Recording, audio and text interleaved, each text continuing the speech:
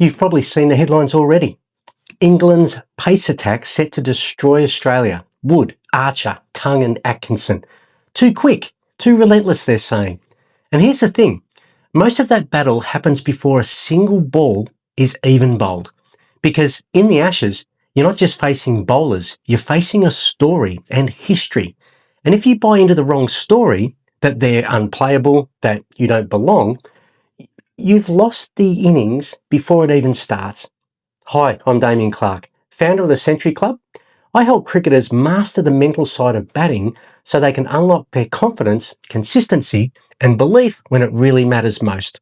Through my 6-week video series and mini courses and mentoring, I share the tools that transformed my game and now I pass them on to players around the world. So let's break this down, because Ashes cricket isn't just about who bowls the fastest or who plays the prettiest cover drive. It's about the psychology of anticipation and identity under pressure. Think about this.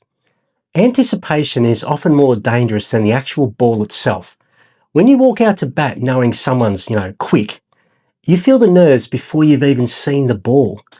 Your heart rate spikes, your decision-making speeds up. You play shots that aren't even there. Or, worse, you freeze completely. But the truth is, the ball is still just a cricket ball. Red leather, 22 yards, a human bowler. It's the story around it that gets inside your head. And in the Ashes, those stories are loud, really loud.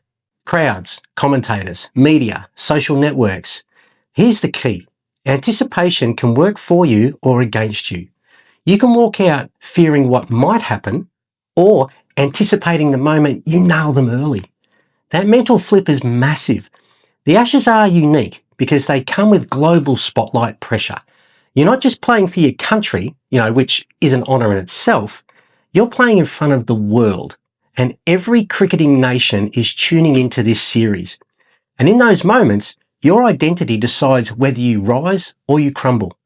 Ask yourself, do you see yourself as a player who thrives on the biggest stage, or as someone who hopes to survive?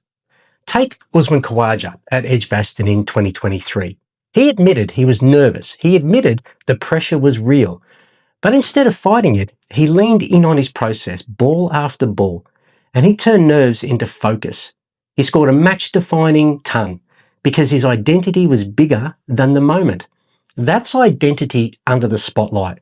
Steve Smith in 2019 was booed relentlessly, struck by Archer, concussed, and basically written off. Then he came back and scored 200 at Old Trafford. Now, I was actually there for all 5 days and watched that unfold. Now, the ebb and flow of an Ashes series is next level. And look, if you ever get the chance to visit Old Trafford, I highly recommend you stay at the Hilton Garden. This is not a plug for them or anything like that. Cricket has the ability to generate and make some incredible friendships. Now, I was lucky when I was 17, I played a season in England and made friends over there and have kept in contact with one of them for the last 40 years. And we went to Old Trafford and we stayed at the Hilton Inn. And it's a room that overlooks the ground and it is just spectacular. The service, it was fantastic. Something I will never, ever forget. So if you ever get the opportunity, definitely look at the Hilton Gardens Inn at Manchester. Anyway, but here's the thing with Steve Smith in that match. That wasn't just skill. That was mental toughness. That was a man whose self-image said, I belong here. I dominate here. It was just incredible. Now, another example, Mitchell Johnson, back in 2013, 2014. Now, before that series, he was haunted by the Barmy Army. His identity was fragile. But in that series, he flipped it. He became the enforcer. He wasn't just bowling fast. He believed he was terrifying. And basically, so did the opposition. On the flip side, how many batters have you seen get consumed by the hype? Not because they couldn't handle the pace, but because they couldn't handle the story about the pace. No, that's the real lesson. Now, here's how you can apply this in your own game, in your own club. Because while you might not be walking out to Lords or the MCG, the principles are exactly the same. Number one, flip the anticipation. Instead of asking, what if he gets me out? Flip it to, hey, what if I nail him early? That tiny shift changes your body language, your decision making, and your intent. Number two, anchor your identity. Write one sentence like, I thrive under spotlight pressure. Now say it before training and say it before games. You're telling your creative subconscious, this is who I am.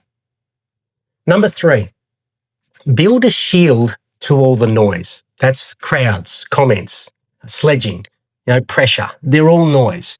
Create a between ball reset routine to cut through it. It could be a tap of the glove or a simple phrase like concentrate. That phrase is actually the one that I had written down the back of my bat, just next to the splice. So every time I'd read it, it would return me to being calm. And that's how you insulate yourself from the hype and stay grounded, something you need a trigger and an anchor. This is exactly the work we go into deep inside my 6-week cricket mindset mastery mentoring program. So there's a video series you can do, but there's also one-on-one training you can do with me as well. You can check out my mini courses, same principles, delivered step by step. So the links are down in the description. So here's the takeaway. The Ashes aren't won by who bowls the fastest or who has the best technique. They're won by who controls the story in their own head. Cricket is way more up here, in the mind than what people care to think about. So if you actually want to see how this connects with the whole baseball approach, check out my video right here. It talks about why baseball works and why sometimes it doesn't work. And the exact mindset lessons you can apply in your own game. Check it out now. It's a must watch. Can't wait for the 2025 Ashes series starting over here in Perth very shortly. But in the meantime, bye for now.